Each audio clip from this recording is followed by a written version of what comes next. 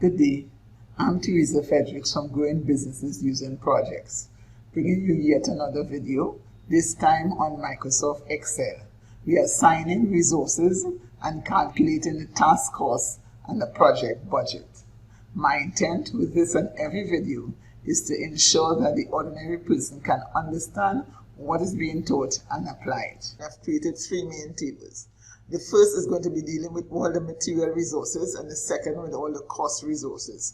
Why I've done it like that is because when I do the work resources, I want to in each task incorporated all the resources, and the resources may also include material and cost resources. So the first resource we have here, this is the column I did for material cost. You have resources, the type, labor, number, standard rate, and the cost, and how it's accrued. So the paint is a material cost. Its labor is a liter. There are 5 liters. So the cost of the paint is going to be 5 by 120, which is 600. And you have to pay for the paint before you leave the paint shop. Now the cost resources, we have 2 types. We have travel. This travel is associated with a task. I think it's associated with task 1, phase 2. It's a cost resource. And like all cost resource, when it is incurred, you allocate it so that 450 have been incurred in this particular area, and it's normally entered at the end of it having been incurred. Now, the other cost item is a fixed expenses. There are some projects with fixed expenses that are not necessarily related to a task. So I have put it as a cost resource, and it's $800. I've entered it. So the total cost resource is $112.50. So now, how are we handling work resources?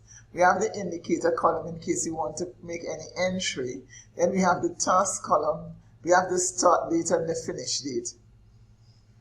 We have the duration, resources, type, whether it be maximum rate, which is maximum availability to the project, standard rate, overtime rate, cost per use, hours worked, cost, accrue, and cost summary.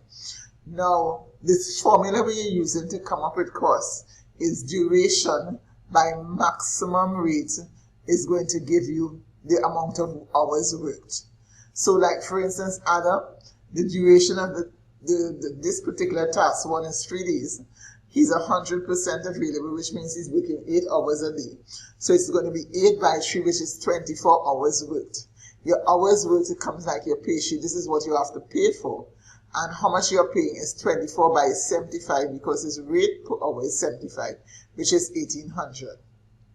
So let's look at the crane.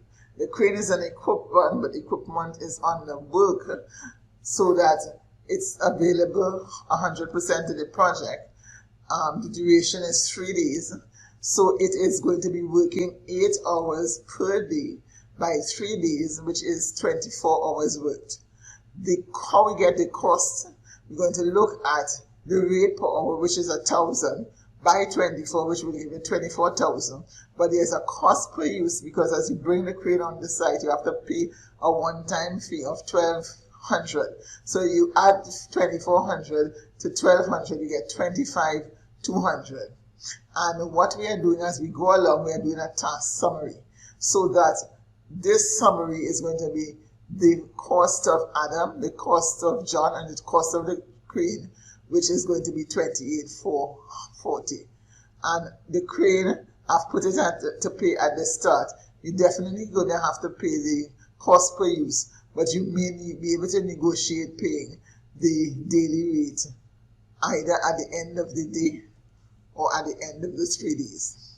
So that is how that particular task is handled. So let us look at another task a little later on that has not only people resources or work resources, but cost and material resources. So we go to task 1. And this task 1, now the reason we put the day start date and finish date is because we don't want to allocate a resource when they're on vacation. So if you go into 4 to 5, you will see there's a comment here, and the comment is John Smith is on leave from the 3rd to the 5th of May.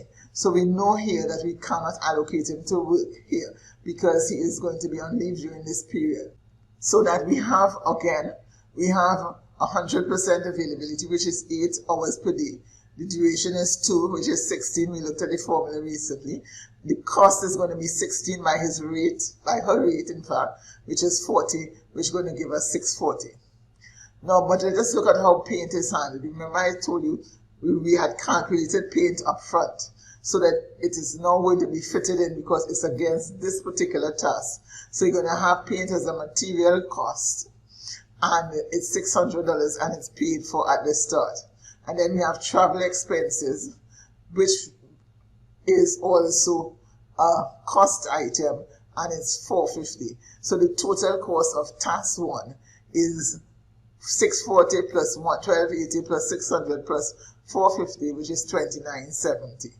Summing, this subtotal of tasks is summing the cost of phase 1, phase 2, and phase 3, and that comes up to $48,900. Now we are putting in the fixed cost. When we looked at task 1 that had cost items, we only allocated the travel expenses because that was related to task 1, phase 2.